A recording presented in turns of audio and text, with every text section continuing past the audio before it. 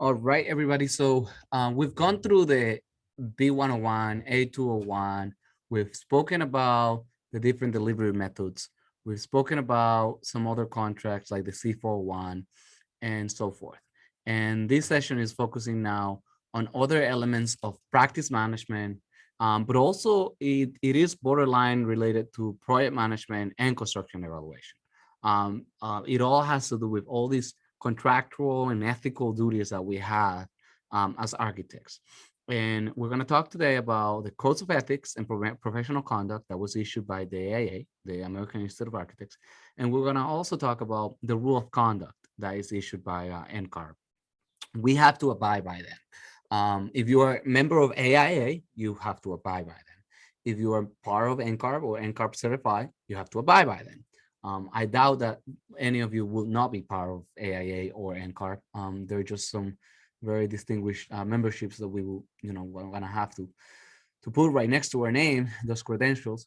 And the AIA 5.0 handbook does show, although I'm showing an older version of the handbook, but it does highlight that as one of the elements for practice management for the codes of ethics. We're not going to do the 2018. We're actually going to do the latest and greatest. I think it's 2020. And then it also highlights right here the rules of conduct. Can anybody tell me why is this important for a practice management exam? Why would this be important? Um, to have like ethical values and like as a profession. Exactly. Yeah, we have to have a set of parameters and values that set up the standard for who we are as professionals, how we behave, how we act, right? And it has to do with, being professionals and contributing to the, health, safety, and well-being of the public, right? Which is kind of the main duty of any architect. So that's very, very important. Doctors have their own codes of ethics and canons of ethics. And by the way, this also sets up the standard for what violations would be punishable by, let's say, AIA or NCARB, to either revoke your membership or even your license. Like, what are those things that we don't want people to do in our profession, right? And it touched upon things like stamping drawings for somebody else, right? It's not necessarily saying that stamping drawings for somebody else is wrong or bad, but it is saying when it can be done and how it can be done, right? And I'll explain more on it. It also changes by jurisdiction, right? So we have this AIA sort of global kinds of ethics or model conduct and things like that, rule of conduct from NCARB to they're global, right? Nationwide, we're all being measured by the same thing. But jurisdictional, like Massachusetts has its own little rules and of what they want a professional to do and how they want a professional to behave, right? So those things are very important for us to consider as professionals, and they're part of practice management because of that. Because how do we run our practice? What do we tolerate even within our office as ethical or non-ethical? So that's really one of the good points. So we're gonna go through the 2020 codes of ethics. By the way, this is very easy to find. You can literally go on Google and write AIA codes of ethics, and it's right there for everybody, and it's accessible for everyone. You don't need to be an AIA member. You don't need to be anything. You just go right in, click right here, and you have it, right? It's accessible to everybody. The law should be accessible for everyone to be able to read. And this is not the law, but if you want to take it that way, it's like an ethical law, right? It's not enforceable by the police or anything like that, but it is enforced by the AIA sort of council, right? So let's read a little bit about this. Generally, I like to always read everything, because if we don't know the why of things, then why are we even gonna follow it, right? Like, if you don't know why you're doing something, you might as well not even, you won't even want to do it, right? So let's read through that. And now we know this is critical. It is part of the exam. It's not necessarily just me making this up. It's not just that they're putting it in here, as content that doesn't matter. It matters. It deals with a little bit of practice methodologies to some extent. It deals a little bit with what else? Those ethical duties that we have, you know, things that have to do with risk as well to some extent. I don't find exact elements, but you know, policies and methodologies, um, practice strategies in general. It touches upon all of those little things in general. But there are other objectives like apply resource and regulation requirements governing the work environment.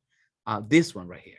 Objective 1.3, apply ethical standards to comply with accepted principles within a given situation. Very good. It also touches upon 1.4, apply appropriate standard of care within a given situation. So those are these guys. They in general also touch upon those. All right, so I'm gonna read, I'm gonna try to zoom in and you try to follow along. Um, so the title, 2020 Codes of Ethics and Professional Conduct from the Office of General Counsel, AIA. Preamble, members of the American Institute of Architects are dedicated to the highest standards of professionalism, integrity, and competence. This code of ethics and professional conduct states guidelines for the conduct of members in fulfilling those obligations. The code is arranged in 3 tiers of statements: canons, ethical standards, and rules of conduct. So this is the new update, because before it was just canons, but now it's canons, ethical standards, and rule of conduct. And I might be wrong on this. Canons are broad principles of conduct. Ethical standards are more specific goals toward which members should aspire in professional performance and behavior. It's kind of like a goal, like that's what we're going for, right? Rules of conduct are mandatory. Violation of a rule is ground for disciplinary action by the institute. These are good ones to know. They even put them in red. So the rules are rules. You got to follow them. Now, if somebody isn't licensed and there are no members of NCAR as associates, AIA as associates, they can't be punished on those, right? It's like my son can't be punished for an AIA, conduct that he didn't follow, right? Rule of conduct, right? Because he's just 6 years old. He's not even an architect, right? So if you're in the field and you have that membership right next to your name, and you can be associate AIA, you can be a fellow FAIA, or you can be AIA, right? Those are the 3 I know. The associate AIA is for people that aren't licensed. AIA is for people who are licensed, and then fellow is a very high sort of standard. And in fact, there's a process to become a fellow. You have to be recommended. They have to write a letter for you, like 10 letters, I think it is, of recommendation, and you have to have achieved some high standards within the profession. So that's pretty cool stuff. So rules of conduct in some instances implement more than one canon or ethical standard. So they're sort of combining some of these elements that we spoke about on the first and the second portion. The code applies to the professional activities of all classes of members, wherever they occur. So these are the 3 members that we spoke about, right? AIA, fellow AIA, or associate AIA. It addresses responsibilities to the public, which the profession serves and enriches. So it's all about the public, right? To the clients and users of architecture and in the building industries who help to shape the built environment, and to the art and science of architecture, that continuum of knowledge and creation, which is heritage and legacy of the profession. This stuff is very inspiring, and that's really part of like, why do you become an architect, right? I would say kids who want to get into the profession, I would want them to read this, right? Like, so why are you getting into?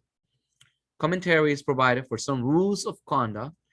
That commentary is meant to clarify or elaborate the intent of the rule. The commentary is not part of the code. Enforcement will be determined by application of the rules of conduct alone. The commentary will assist those seeking to conform their conduct to the code and those charged with its enforcement. So the commentary are just really samples and circumstances in which they apply, so that we can have a better interpretation of it. Okay. A statement in compliance with antitrust law. The following practices are not in themselves unethical, unprofessional, or contrary to any policy of the American Institute of Architects or any of its components. So these are not unethical. These are good. You can do these. So submitting at any time competitive bids or price quotations, including in circumstances where price is the sole or principal consideration in the selection of an architect, not a problem. Providing discounts, it's not a problem. Providing free services, it's not a problem. Okay, so these three are all good. All right, so the following practices are not in themselves unethical, unprofessional, or contrary to any policy of the American Institute of Architects. I have provided free services pro bono to, let's say, nonprofits. I have provided discounts to some people here and there. Like we have promotions here at the office, and we've provided discounts to people. Sometimes we're competing with other architects, and the main reason why we get the award is because we're the lowest the price. That's not a problem. That's all ethical. In fact, it's all fostering competitiveness, and that's always good. Competitiveness is good in the profession. It makes us all have to push for more. Individual architects or architecture firms acting alone and not on behalf of the institute or any of its components are free to decide for themselves whether or not to engage in any of these practices. Antitrust law permits the institute, its components, or members to advocate legislative or other government policies or action relating to these practices. Finally, architects should continue to consult with state laws or regulations governing the practice of architecture. You always have to go back to your state, all right? Because the fact that they say that this doesn't violate the AIA, it doesn't necessarily mean it doesn't violate the state. You have to go and check your state and your jurisdiction, okay? A statement on the professional standard of care. The code is not intended to suggest or define the standard of care an architect is required to meet in providing its professional services and should not be used in a civil action against an architect as evidence that the standard of care has been breached. They're really covering their butt in here. I'll tell you why. Because the AIA is pushing even more than the standard of care. It's pushing for the ideal, right? It's pushing not necessarily for what everybody's doing. The standard of care is what any architect will do within the same or similar circumstances, as you remember. But this is pushing for a little bit more. Why? Because the AIA has to, right? I'm not going to create an institute that's simply going to tell you to do what everybody else is doing. I'm going to create an institute, if I was to create one, that wants you to go above and beyond and want everybody that's part of the institute to go above and beyond. Why? Because then it wouldn't make any sense to have those letters next to your name. If you're just going to be equal to everybody else, that doesn't distinguish you in any way, shape, or form, right? So the institute is pushing a little bit more, and it says it on the three divisions that we spoke about before, right? It has the canons, the ethical, and the rules of conduct. The ethical are those broad goals, and then the canons are also those broad principles that they want to go by, okay? So, and now they're saying, okay, we want you to go above and beyond the standard of care, but we're not trying to define your standard of care. And because we're not trying to define your standard of care, your insurance is not going to go by this. And the judge in any, case law situation is not going to go by this. All right. So we're just saying this is not changing in any way, shape, or form what your standard of care is supposed to be. All right. Finally, architects should continue to consult with state laws or regulations governing the practice of architecture. They keep saying that, right? You see, architects should continue to consult the state law. They say it again. Why? Because the AIA is, there are people that aren't even in the United States and they are AIA. They could be in New Zealand, for as far as I know. But, they're saying, well, New Zealand's laws are different than our laws here in the United States. They can be AIA members, distinguished members, and they're not Americans. But I don't want to define their law, right? If they have to go to court, if they have to deal with something there, if they have, a particular scenario, we don't want our canons and our rules here to dictate what their, what their rules and laws are. They're different, right? Again, this is AIA also covering their butt, and they're trying not to define. They're trying to also let you know, go to your state, go to your town, go to your city, go to your country, because they define what architecture is. I'm from the Dominican Republic. Well, the letters AIA next to my name mean nothing to them. They're like, you, if you violated something here, you violated something here, and you got to go by that. All right. They have their own canon of ethics and their own rules and regulations, right? All right. So we're gonna go through canon number 1 real quick, and I'm gonna do a market zoom, and I'm gonna zoom in that so that way we can see it better. So canon number 1, general obligations, and always everything you see AIA related to some extent has definitions and general information, right? So these are the general obligations. Members should maintain and advance their knowledge of the art and science of architecture, respect the body of architectural accomplishment, contribute to its growth, thoughtfully consider the social and environmental impact of their professional activities, and exercise learned and uncompromised professional judgment. This is a mouthful, but I'll tell you, what I'm doing right now, it's a little bit of that here. Like I'm helping diversity in architecture. I'm helping people from different backgrounds, different places, and different, instances of the profession to achieve the goal of becoming architects, licensed architects, right? I am doing that. I'm pushing the professional environment forward personally, right? As part of Flow Design 2, as part of our mission and so forth. But that's something right there, right? But they say, it's very like, evocative and provocative. It's like, it says the science, the art and science, right, of architecture, right? Very beautiful, very inspirational. And that's what they say, those canons, things that we, are going for. And that what I'm doing is one example. It could be something else, right? They talk about the social and environmental impact of their activities, right? The professional activities, right? Very broad information. Then they do an example here. So knowledge and skill. Members should strive. Strive is like pursue, work very hard towards, to improve their professional knowledge and skill. All of you right now are striving to improve your professional knowledge and skill. Bernard is not necessarily testing tomorrow or next month, just striving to improve her knowledge, right? That's good. That's part of their canons. So we have that. And then I want to know what the ES means. So ES 1.1, ethical standard. So that's the ethical standard. So we got the canon, we got the ethical standard, and then we're going to get the rule right here, right? I'm trying to figure out this thing as I go too, because I haven't read it in a while. So rule 1.101, in practicing architectures, members shall demonstrate a consistent pattern of reasonable care and competence, and shall apply the technical knowledge and skill which is ordinarily applied by architects of good standing practicing in the same locality. This right here is standard of care. Standard of care 101. Look, it's called 101. It's really standard of care 101.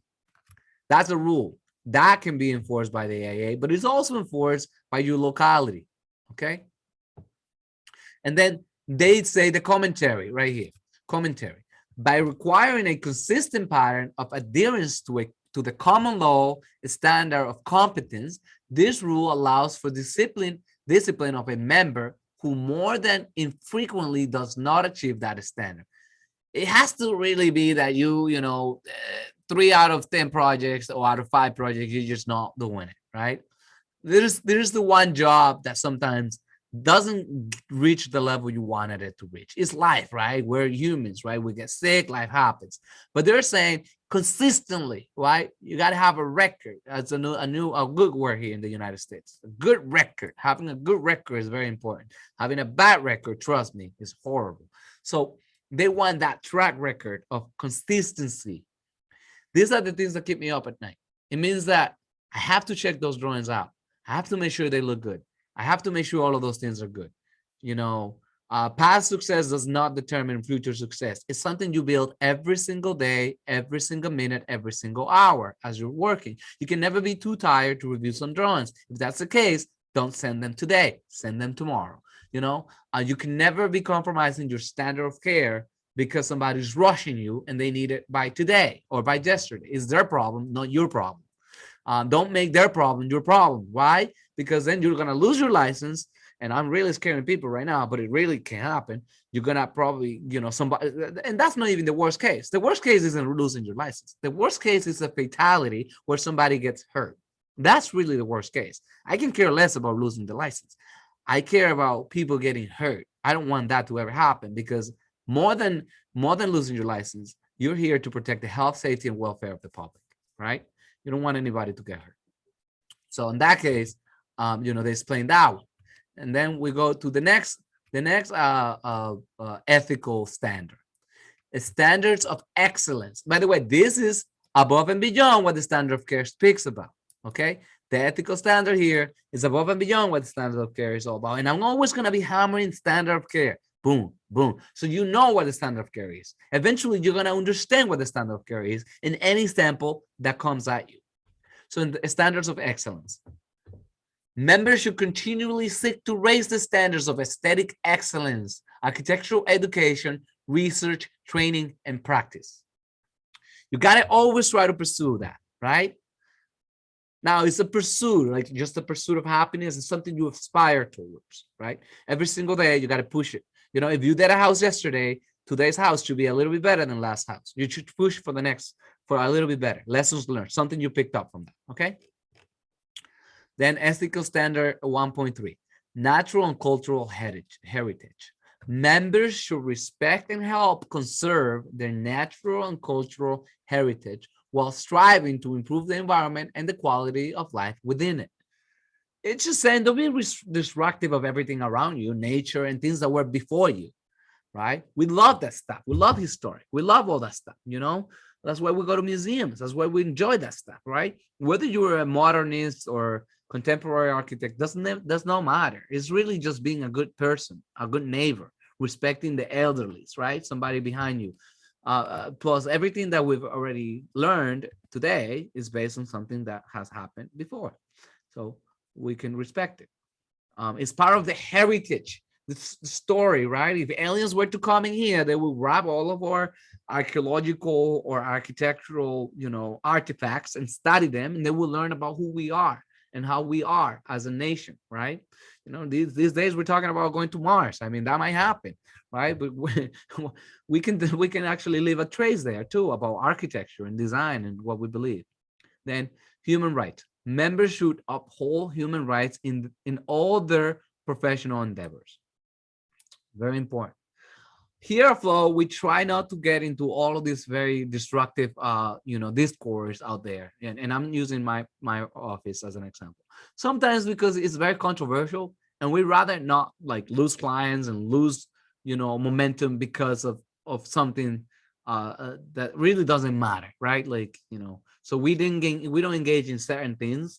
We talk about what we are pro. We don't talk about what we're against, right? So we're pro diversity. We're pro, everybody getting licensed, learning and growing.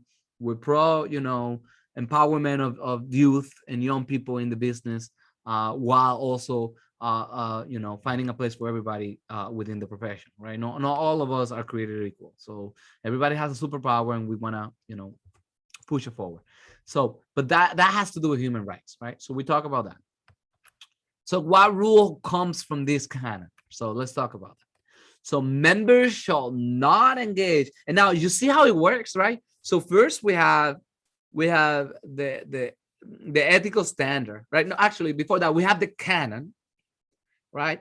And if you want to think about this, it's like it's related to kind of like the 10 Commandments, right? Or something, right? So it's these things that are just good in general, right? I have never met somebody that doesn't think that any of the 10 Commandments are a bad thing to do, right? Like they're generally good stuff, right? And it doesn't care where you're from and what you believe in. It's just generally good stuff. Like you should not steal, right? That's good, right? So they always go back to a canon, and then they go down to a ethical that goes above the canon, right? The ethical is talking about, the canon is here, very ambiguous in general, but the ethical is like what makes us really good and what makes us get even better, greater. And then they talk about the rule as to how do we enforce this? Like if you go below this, you're in danger zone, right? And how do we get you so that you don't go in danger zone? So members shall not engage in harassment or discrimination in their professional activities on the basis of race, religion, national origin, age, disability, caregiver status, gender identity, or sexual orientation.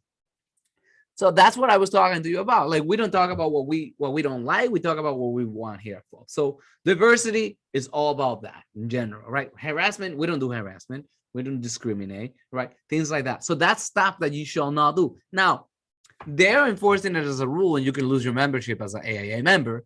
But guess what? Your locality, your town, your jurisdiction has its own rules about it too. And then there's some federal rules about it too. And then, OSHA gets into it, right? And the Department of Labor gets into it. So all of this is really enforced at many levels. So if it skips this step, it might skip another one, you will be picked up at another one. It's like this thing that we have here in the United States, that we always talk about, checks and balances, right? So we have one house and another house. We have the judicial, the executive, and and we have what is the judicial, legislative, and executive. So we have all of those powers, right? So this is the same. So if you were to be violating this rule, you wouldn't just be violating the AIA, you will also be in danger within your jurisdiction. Commentary. So let's talk about that. And by the way, these are examples that will show up in your exam in some way or another. They will show up. So I want you to use your common sense and understand what they're talking about. So harassment may include, but is not limited to, offensive jokes. We've heard a lot about this, and I don't care what your party is, but we've heard about Andrew Cuomo, saying that he was joking around and things like that at the work environment, and some people were uncomfortable. I personally got to say, here at Flow, we try to be very open about things, about jokes that we do and jokes that we don't do. All right. And if somebody's offended, we'll stop it right there. Now they got to speak up, right? So we have an open policy. Nobody gets fired for talking, right? So nobody gets a problem for talking.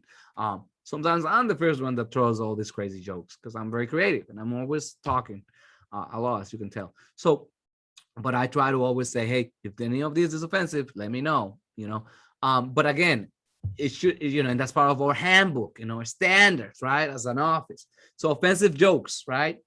We should not be doing that stuff, slurs. I don't even know what slurs are. So in fact, I'm going to Google it right now. And if anybody here doesn't know what it is, I'm going to be doing them a favor.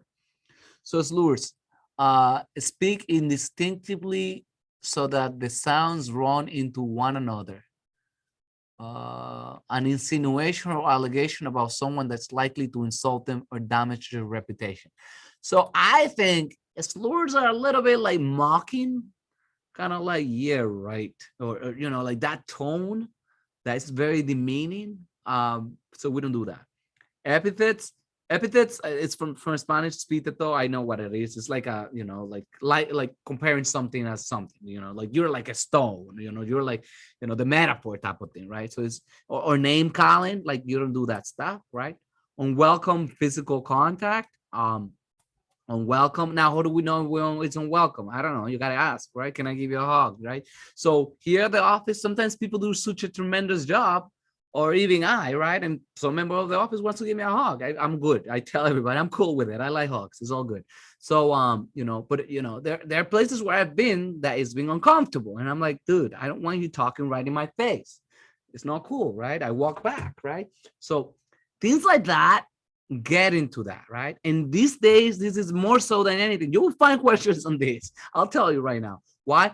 Because there's a lot of talk about it, right? A lot of people stepping down from their offices, a lot of stuff happening. So threats, nope, no threats. Intimidation, ridicule, or mockery. We don't do any of that stuff. Not cool.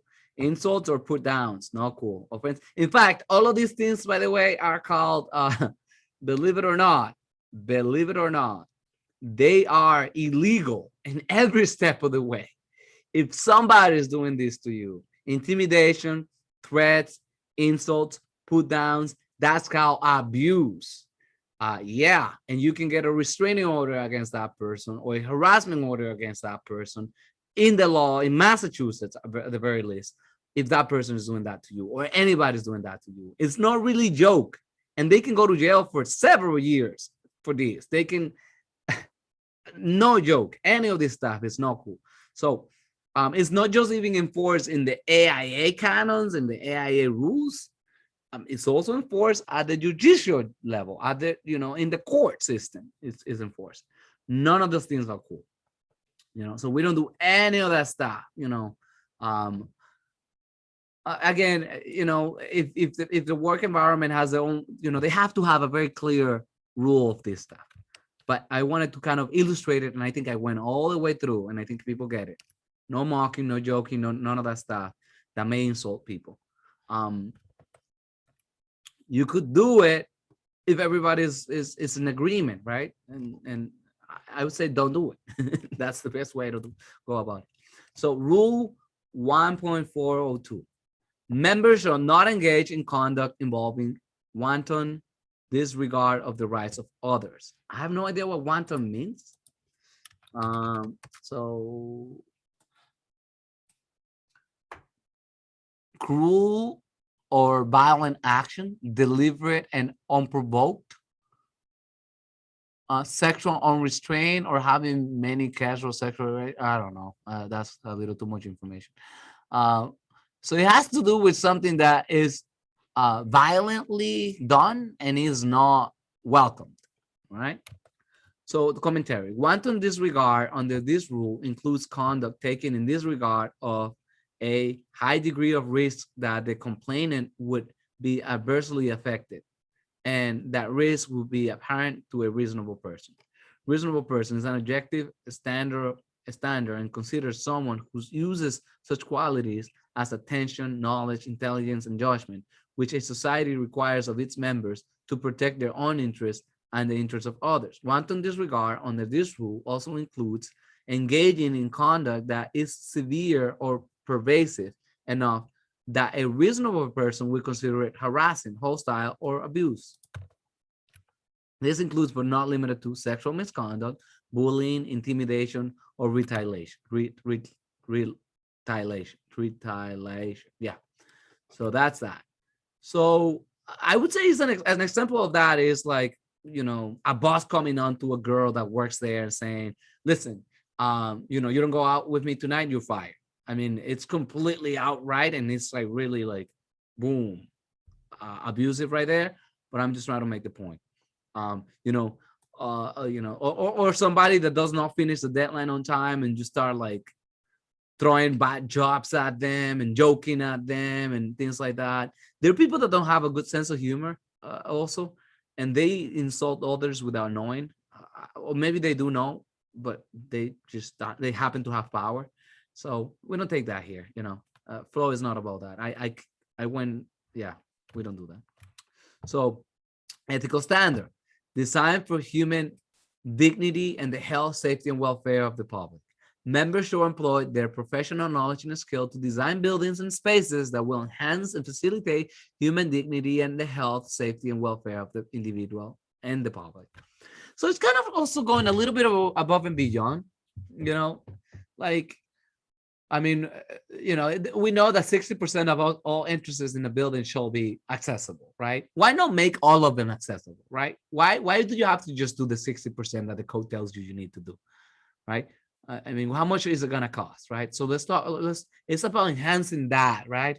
Dignity, right? People with wheelchairs. I mean, I'll tell you, if any of you can put themselves into the position of somebody that has a handicap situation or some sort of condition, you will know how much it sucks.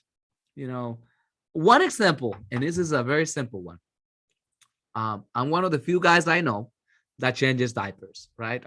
Back in the day, my kids are big now, but I would go to the men's bathrooms in every like restaurant or place, and I would not find a changing table. You know how bad I felt as a person that society or this person, this owner or this architect, whoever put this thing in, they didn't think that guys should change diapers, So you can go higher above and say, well, so what do they think? Do they think that I'm a little pussy? Do they think, and I'm sorry for the language, but I'm just saying, like, you can go really high. Like, do they think that guys shouldn't do this? Do they think that, what about equality? What about all of us can have the rights? What about, men and men marriage, right? Like, there's a lot of stuff, and I don't care whether people believe in it or not, but it has to do with human dignity and human rights.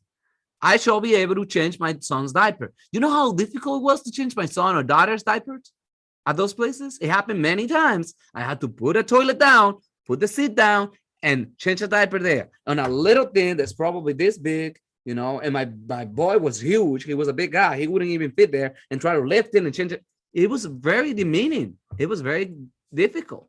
And I'm talking about something super basic. How about somebody on a wheelchair, not finding a toilet where he can fit, right?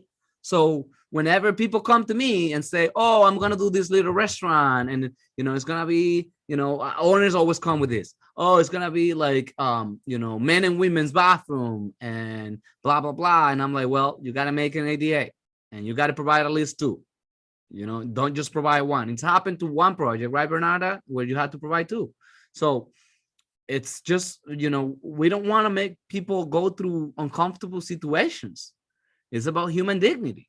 It's not even about the cost, but this is a standard, an ethical standard, right? But then your jurisdiction will probably have a rule about it too.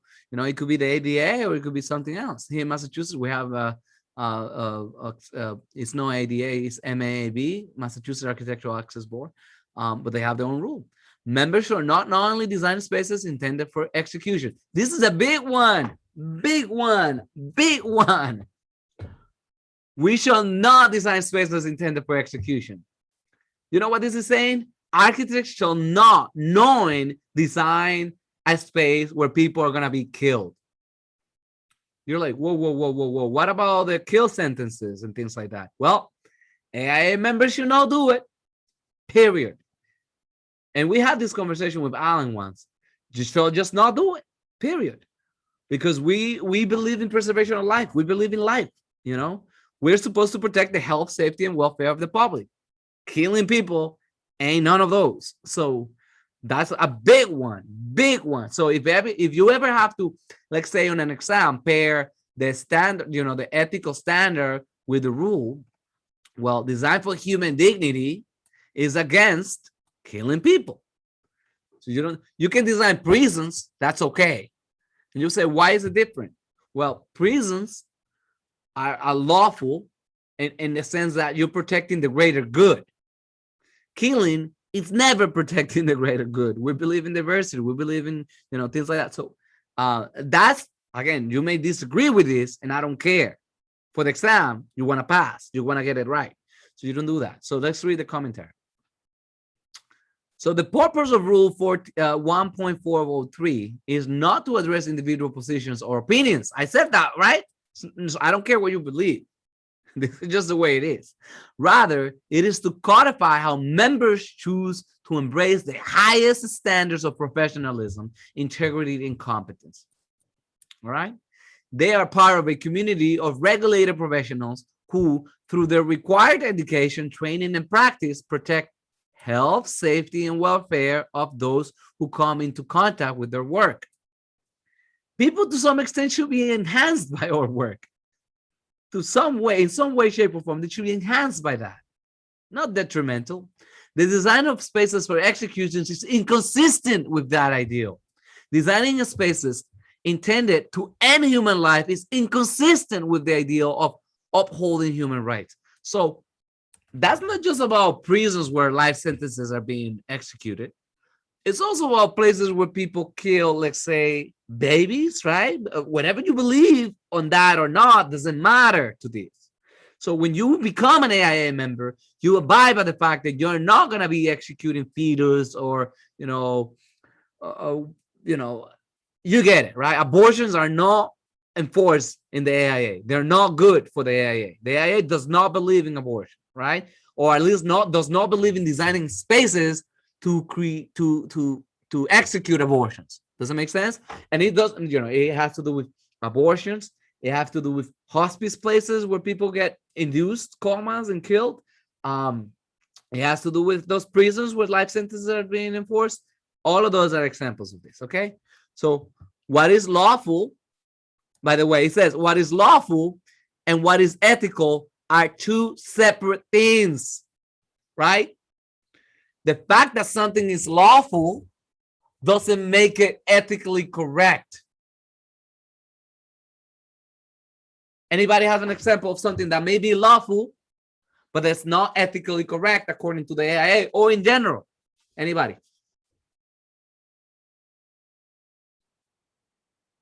Nobody? Persana, Bernarda? Persana, you probably have an example. I'll go by So, one. Yeah, tell me. Tell me. sorry, I think you already gave all the examples. No, but I'm gonna tell you another one. Well, I was reading this book. It's about what's the right thing to do. I think it's called Justice. What's the right thing to do? It was an ethics class. I think God or whatever being, because these classes that come into me, I don't even know how I get into them. But this was a good one, and he spoke about certain places and countries in which it was okay to eat somebody alive. You would say, well, that's bizarre. Yeah, it is.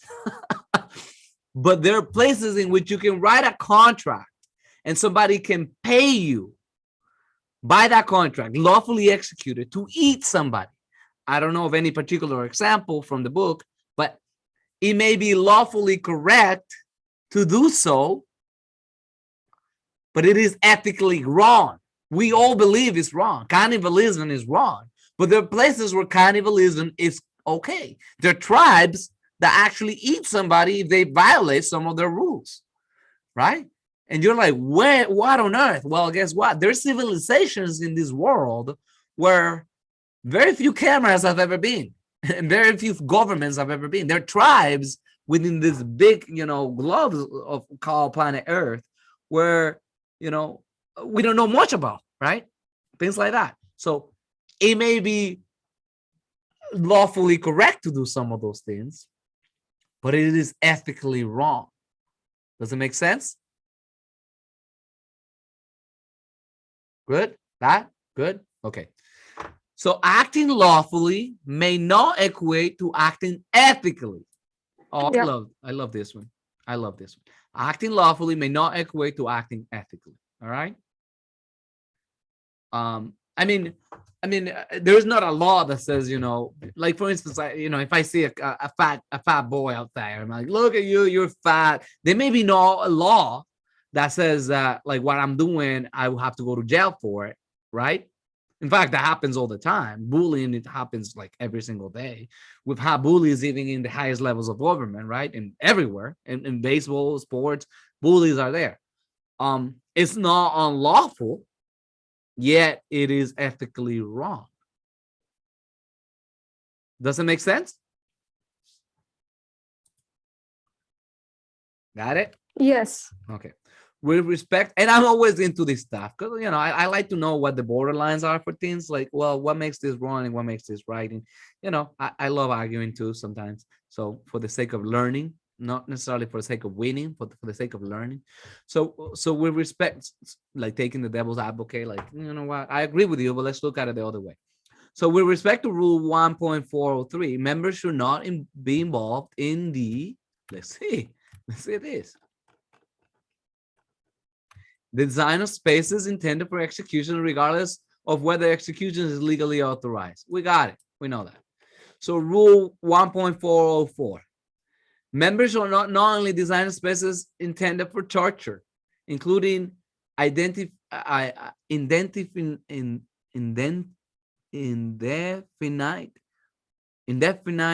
or prolonged. Oh yeah, like it has a time period, or prolonged solitary confinement. So prisons, like the solitary spaces in prisons, members of the AIA shall not do that.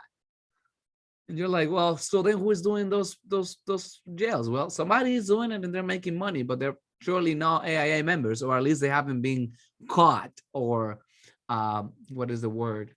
Persecuted by the AIA. Yeah, they wouldn't prosecute them, but fine, like, they will have to go through the board. If you've watched Dr. House or the Good Doctor shows, they always talk about these things where they're violating the board, right? Like the rules of the board, and they have to sit before the board. That's what the equivalent of this is for architects, right? They will have to sit before the board and make their argument, and the board will sit and think about it. And we'll probably all seen it in Dr. House where he's done something bizarre, and they're like, oh, snap, is probably going to lose his license. And we're all watching it, like biting our tongues, thinking, is he going to lose it? Is he not going to lose it? Being a genius doesn't exonerate you from breaking the law, right? It doesn't matter that you're a genius, you know, if you're doing something wrong, you're doing something wrong, right? The law does not discriminate, right? So same thing. We're not supposed to design spaces for solitary confinement. Commentary. For the purpose of this rule, solitary confinement shall be defined as the confinement of prisoners for 22 hours or more per day without meaningful human contact. I mean, dude, that's just so bad. It's inhumane. 22 hours or more per day without hearing or talking to any other person. Oh, I mean, I don't care how bad you are as a person. It's just horrible, right? You don't want to be involved in that. So prolonged solitary confinement shall be defined as solitary confinement as defined above for a period in excess of 15 consecutive days. All right, so then ethical standard 1.6, allied arts and industries. Members shall promote allied arts and contribute to the knowledge and capability of the building industries as a whole. So you probably see a lot of people that win awards, a lot of architects that win awards. They involve artists, they involve craftsmen, right? They involve all of these other, people, right? Like one architect that comes to mind, although he's not alive, is Carlo Scarpa. He involved artists and craftsmen within his work. All of his work was very much artistic, right? Very much involved the hands and the touch, and it wasn't just building, it was really like the senses, throughout, right? Like very beautiful stuff, right? Another one that comes to mind, if you want to think about somebody new, Tom Conde.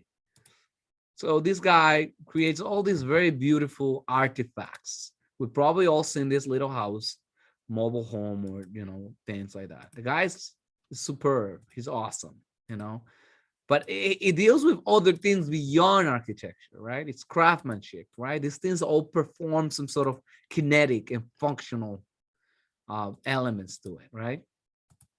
So you want to also be part of that, all right? So let's keep going to the next.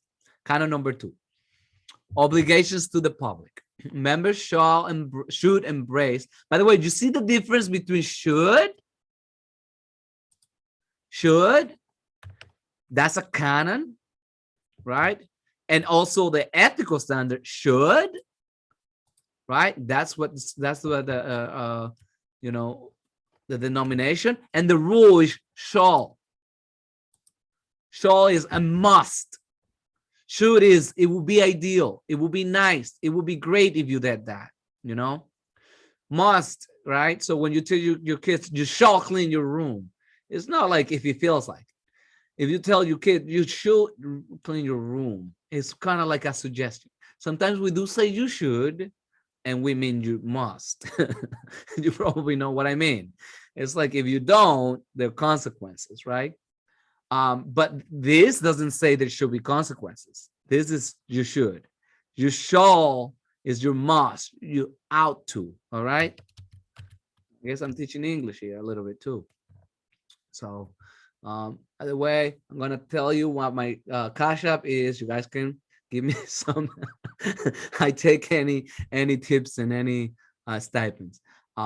So members should embrace the spirit and letter of the law governing their professional affairs and should promote and serve the public interest in their personal and professional activities. So this is saying something beyond what you do at work.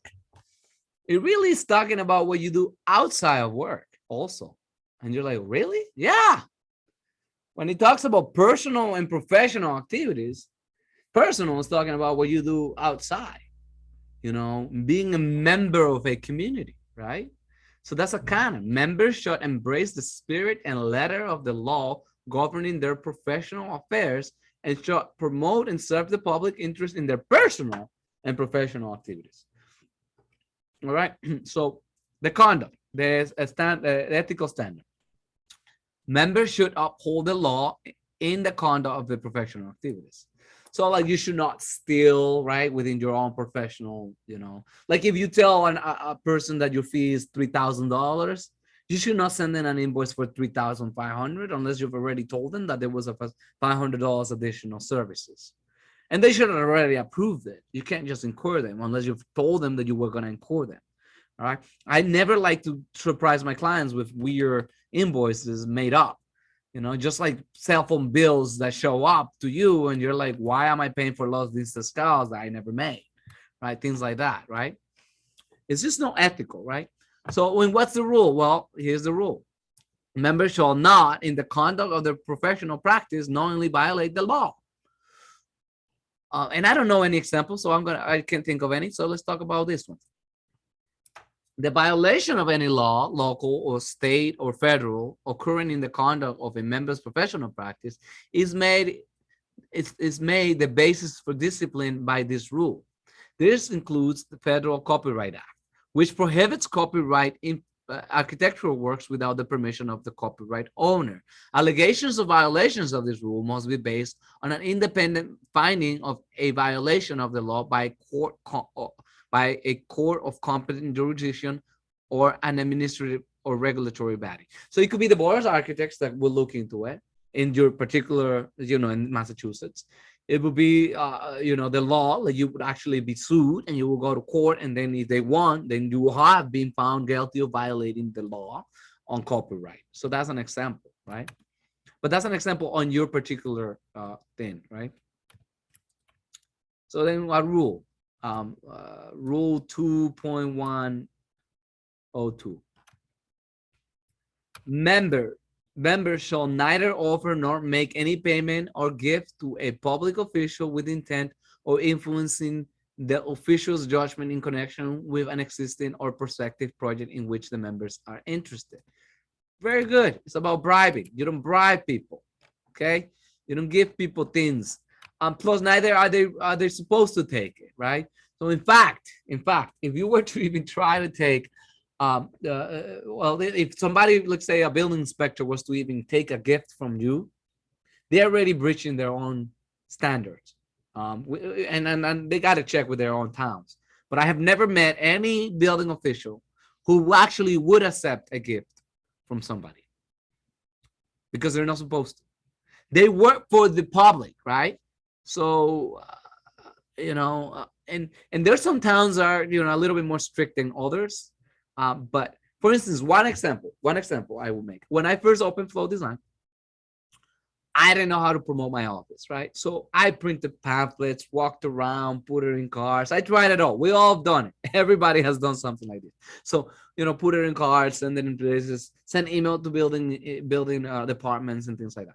Well, guess what? The building departments, many of them, because I emailed most of them within my region, replied to me and said, we're not supposed to promote any architect.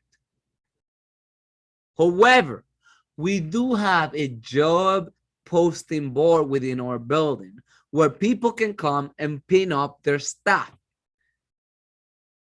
Right? So that's like a public thing. It's democratic. Everybody has access to it. The building official isn't necessarily just promoting one architect versus the other. And I quickly learned that they're not supposed to do that. One thing that some towns do is that they have a list of all of the registered architects within their local municipality. Why is that ethical? Well, I'll tell you why that's ethical. That's ethical because they want to foster and promote local businesses. That's okay. That's okay. If you're not on that list, it's your problem, not theirs. Why? Because you haven't made enough movements, enough, advertisement, and you're not known. You haven't, it's okay to go to the building department and say, hi, my name is Darwin Fortuna. I open Flow Design Architects. We're located here. Here's my card. If you have a job posting that's local for everybody, you can put me in there, and that's okay. All right. All right. So this rule does not prohibit campaign contributions made in conformity with applicable campaign financing laws.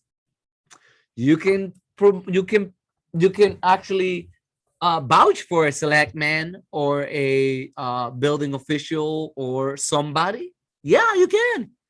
Well, they might be your cousin, and you happen to be an architect.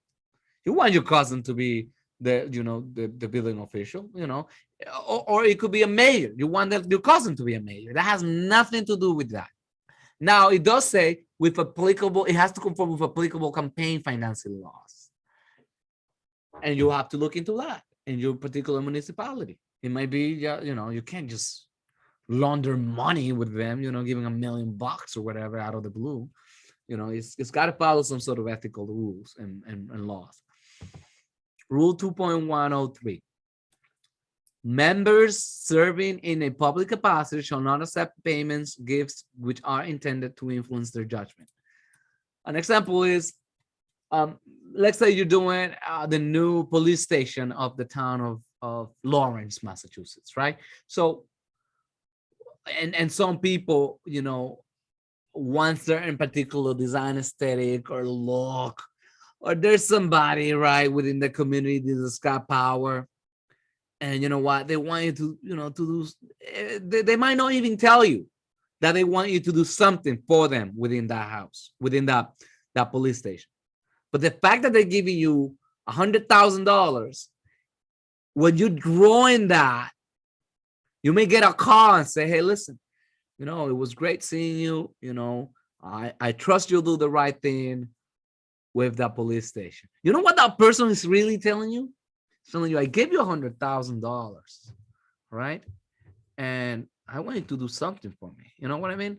And we've heard some things going on here in the United States where some people might say, hey, you know what? What about finding a few extra votes, right? And I'm not pushing in one side or the other. This is public stuff that showed up out there where people called, in Georgia, and were asking, can you find some votes? I just need a few more, right? That's wrong, right? So again, in architecture, we work sometimes for actual public municipalities. In fact, that's legal. Like, they do public meetings.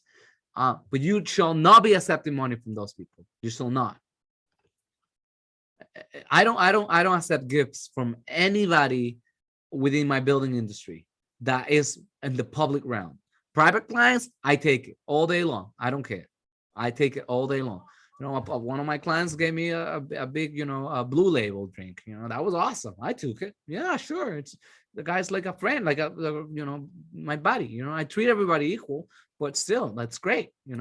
But the moment you get somebody paying you what you're doing the police station, you know what? That's it. Because you're accepting public. You're accepting a bribe. You should not do that, right? This rule addresses serious misconduct, whether or not related to a member's professional practice. Proof of fraud must be based on an independent finding. Well, by the way, an independent finding is like the AIA isn't really doing the investigation on you. It's like the police is doing it or somebody's doing it. And then you're found guilty and the AIA finds out about it. And then you were also found guilty by them and you lose the membership, right? Or an independent, study, like, another company outside of yours doing the investigation. And it says by a court, jurisdiction, administrative or regulatory body. Okay, so then we go to rule 2.105. Wow, we're just on page 2, guys. I'm sorry it's taking long, but it's really, I'm drilling it right into your brains, right? So these are easy questions that I want you to ask. So if in the course of their work on a project, the members become aware of a decision taken by their employer or client which violates any law or regulation and which will, in the member's judgment, materially affect adversely the safety to the public of the finished project, the member shall advise their employer or client against the decision, refuse to consent to the decision, and report the decision to the local building inspector or other public official charged with enforcement of the applicable laws and regulations, unless the members are able to cause the matter to be satisfactorily resolved by other means. Sample, I'm gonna come up with one. Illegal dwelling units, guys. You ain't supposed to be designing illegal dwelling units, right? We get into that borderline. One thing that I have done sometimes is that I do everything that's legal to be done on that particular, let's say, basement. I put the egress, I put all that stuff, I show everything, right? And I show what I'm supposed to show, right? And I sometimes plan ahead for some potential kitchen in the future, potential elements in the future, and I call in as such. And I say to the client, you will need special approval for this. All right. I'm anticipating that you're going to have to go to zoning, but in order to save you time so that you can inhabit the space by law, I'm going to design it like this. Now, it is good to always design for the future. I have no idea. I have no one example in which you not thinking on the future is bad, right? So things you can always think on the future. Like today we had they actually call it family accessory living area in PV. They don't call it in-law apartments. It is an in-law apartment. They don't want a separate door to that in-law apartment. They want people to enter through the main door of the house. And if some cousin lives in there, some cousin lives in there, but they don't have an entrance on the side. Literally, that happened today. So that's why I like teaching, because it happens every single day. So the building official said, I want you to take that door on the side. If you really, really have to put that door there, it's gonna have to go through a special approval process. I'm not gonna approve it. Why? Because I don't want somebody that's unrelated to this family to be using that unit. And the minute you're giving a separate entrance, you're allowing them to do that. In my case, I was saying, well, in case of a fire, building official, they may be able, they need to get out through there. Well, but then he says, well, in case of a fire, there are egress windows. This is a single family dwelling unit. They can jump out of the window. It's just 2 stories. They'll be okay. Fires is about protecting people's livelihood of living. Jumping off of the building, they'll be okay. They'll break a leg, but then they'll be okay. That's how he sees it. I understand him. I get him. I know what he's talking about, right? So on that note, to some extent, I agree with him, and I took the door out. You know, it is what it is. But so what I'm saying is, yeah, if you know, and this is a typical example. Everybody wants to use their basement as a habitable space, but they don't want to do the egress window well. They don't want to do all the stuff that they're supposed to do. So in that case, I'm gonna call it for what it is. It's not gonna be a bedroom. It can't be used as a bedroom, so don't use it as a bedroom. You need to provide egress windows. You need to provide all of these elements. You need to provide smoke detector. You need to provide live and ventilation. You need to provide all that stuff. If you're not gonna do it, then I'm gonna tell the building official what you're planning to do. Now that puts us in a very difficult position. Why? Well, we are sending, they say snitches get stitches. So you're being a snitch on your own client. That's really tough. But guess what? You're a professional. You're serving the greater good. You're serving the health and safety and health, safety, and welfare of the public. It's not even about the client. It's about the greater good, right? So it's gonna hurt somebody if it's gonna hurt someone if someone is to live in that basement that does not have that egress window, that does not have the proper quality of light and ventilation, and get sick, or there's a fire and they get trapped and then die. I mean, how can you live with yourself, right? If you did that, right? You were involved in it. So it says you don't report it if you are to figure out how to resolve it. And I'm always trying to resolve it. I always want to give the client what they want while also still being legal. I mean, that's a good way of doing things. I want to give you what you want, but I still want it to be legal. If you do it illegally, it's on you, not me. Don't even tell me about it. I don't want to know. All right, so the commentary. This rule extends only to violations of the building laws that threaten public safety. And I told you about it. The obligation under this rule applies only to the safety of the finished project, an obligation coextensive with the usual undertaking of an architect. So that's 2.105. Okay, let's go to 2.106. We have a few more minutes left, 20 more minutes, and then I'm gonna save this up. I'm gonna put it on the channel. All right. So rule 2.106: members shall not consult or assist a client in conduct that the architect knows or reasonably should know is fraudulent or illegal. I'll tell you one example. It is illegal to prostitute. The act of prostitution is illegal. So you designing a house or a building that you know is going to be for prostitution, you are a accomplice of the crime. Now, this is a bizarre example. Why am I thinking about that? Well, because I've had this conversation with people like, oh, in Mexico, I can do this. In the Dominican Republic, I can do that. Not in Massachusetts, not in the United States. It's illegal, right? Oh, what about doing, a little cabana or whatever? No, no, no, no, no. It's illegal. Don't even think about it. It's illegal. So I wouldn't want to get involved. If nobody has done it, don't think that you're the smartest person in the room, right? Because a lot of people get in trouble because they think they're smarter than everybody else. I'm always the dumbest because of that. So if you know they're doing something, right? Well, for instance, now marijuana is legal almost everywhere, right? So, but back in the day, there probably could have been people designing facilities for growing marijuana that was illegal. So then you, as an architect, were involved in illegal activity, right? You were already, uh, you know, in illegal activity. So I'm gonna talk about an architect that was involved in a lot of illegal stuff.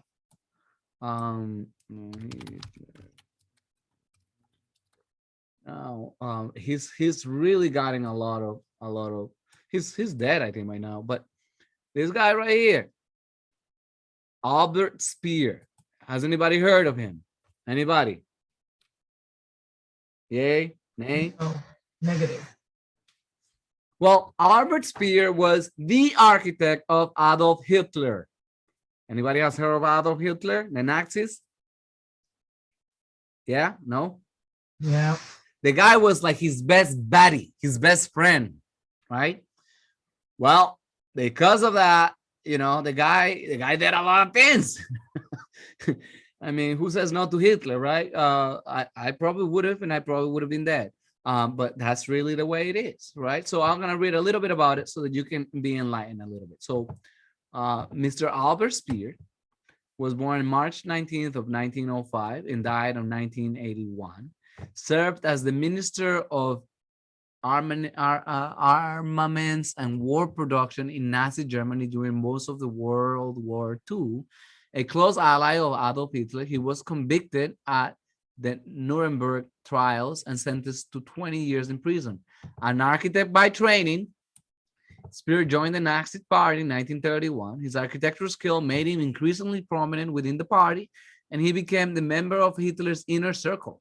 Hitler instructed him to design, construct structures, including the Reich Chancellery, the Nazi Party rally grounds, and he appointed him as the general building inspector for Berlin. In this capacity, he was responsible for the Central Department of Resettlement and evicted Jewish tenants from their homes in Berlin.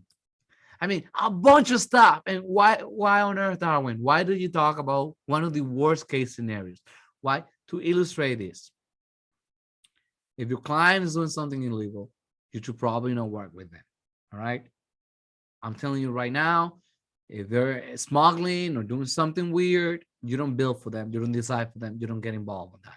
If you know about it, though, if you know about it, right? If you don't know about it, you don't know about it. And man, it is what it is. You just don't know. So you can't really be punished for something you wouldn't know. But now the thing is, in court, the way that it is, or it should be, is that you got to be found guilty within any reasonable doubt. Lately, I have picked up on my own bias, and this is my own opinion. It's almost the opposite. It's not like you're innocent until proven guilty. I've noticed many cases in which you're guilty until proven innocent, okay? Which is weird and backwards. It's completely wrong, and I have my own bias on that right there, but it's completely wrong, and one of the cases that we had is, Mr. George Floyd was guilty before even proven innocent, right? It was the opposite, right? The guy died, right? Whether you believe in it or not, I don't want to bring your bias on this. I'm bringing my own because I'm the one talking right now. But you can comment on the YouTube channel. But you don't do something that for somebody that that they're doing something illegal with it, right? So the prostitution is one. These camps where they were actually killing people, right? You tell me that Mr. Speer didn't know that they were killing use in those camps? Very difficult to prove that, right? So it's the ethical standard 2.2. Public interest services. Members should render public interest professional services, including pro bono services, and encourage their employees to render such services. So we do things like that. We go to high schools, colleges, middle schools, and talk about architecture, preschools, and it's pro bono. We work with a lot of non-profit organizations within our greater, Boston area, pro bono. We talk to people pro bono, right, to help them achieve their goals and dreams, and that's supposed to be encouraged. Pro bono services are those services rendered without expecting compensation, including those rendered for indigent persons after disasters or in other emergencies. Very good. Ethical standard 2.3, civic responsibility. Members should be involved in civic activities as citizens and professionals and should strive to improve public appreciation and understanding of architecture and the functions and responsibilities of architects. Very good. Rule 2.301, members making public statements on architectural issues shall disclose when they're being compensated for making such statements or when they have an economic interest in the issue. That's when I talk and say I'm biased about something, right? I have a strong opinion about something. I'm not talking about the greater architectural good. I'm talking about me personally, right? So one example would be me saying that, architectural terracotta, panels are great, product, right? And guess what? The architectural terracotta panel company manufacturer is giving me $1,000 every time I say their word, right? I gotta say, I am being paid by architectural terracotta panels for promoting architectural terracotta panels. And my judgment is being influenced by it, right? You got to tell them. An example that I do sometimes is, well, I have a list of contractors that I use, that I have worked with. And if those contractors have happened to pay me to have on my list, I have to actually say, they pay me every time. They give me a kickback every time I promote them. Here at Flow, we do the opposite. We actually say, proceed with caution. You find your own contractors. This list that I have in here is by no means all inclusive, and they could all turn out to be a disaster. I tell them that. I do. I say, why? Because yesterday's success does not guarantee future success. And a contractor that was great yesterday could be the contractor that walks away with $15,000 from you or $100,000 from you today and declares himself in bankruptcy, right? So I tell them that. I'm very blunt about that stuff. Why? And actually the client that I speaking about that we're doing the family accessory living area was a client that had an issue in which a contractor that I don't want to say recommended, but was on our list. And I told them, proceed with caution, find your own precedents on them, call all their referrals and call their people because they may turn out to be bad. I said that. So this client hired us for more work, and that contractor turned out to steal from them thousands of dollars, right? But I told them that they could have done that. I told them that could have happened. I told them that I by no means relate to them. I happen to have them on my list. They made it through that list, period. All right. It doesn't mean that I like him more than anybody else. All right.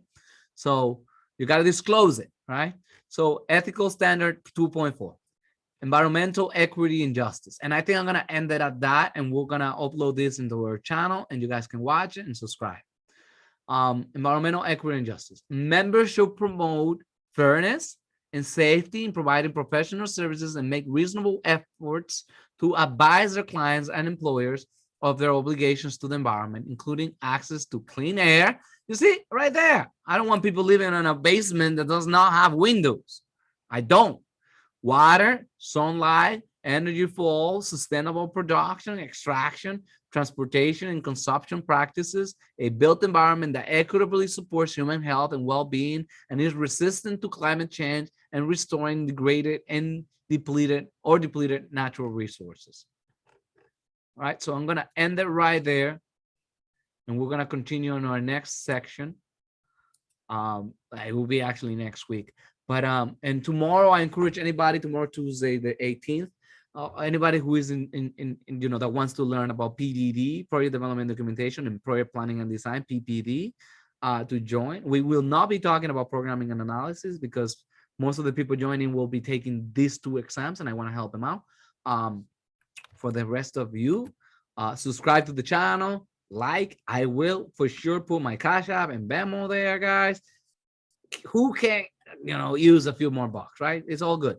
At the end of the day, I'm not doing this for the money. I'm doing this to make a better world, diverse, and of course, I'm also part of the Boston Architectural College, and many of the members of this class are actually part of the BAC, and the Boston Architectural College does pay me for these sessions. If you're not part of the Boston Architectural College, then you are part of the exception to this. So those are I welcome the most, right? So some members of these classes are actually paying members of my classes. I do teach privately, and I want to always let you guys know I will give preference to those that I teach privately, that I have on my group. Bernarda is one of the private members. She's a light member of my group, and those have a lot of benefits that you probably won't even believe. I mean, it goes beyond the classes. She has benefits even with work that we do together, because I have become very accessible to her, right? We're kind of our own team, right?